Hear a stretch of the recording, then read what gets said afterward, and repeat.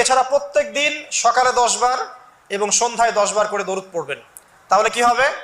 ইনশাআল্লাহ তাআলা আমরা সবাই কিয়ামতের মাঠে নবী সাল্লাল্লাহু আলাইহি ওয়াসাল্লামের সুপারিশ পেয়ে যাব ইনশাআল্লাহ।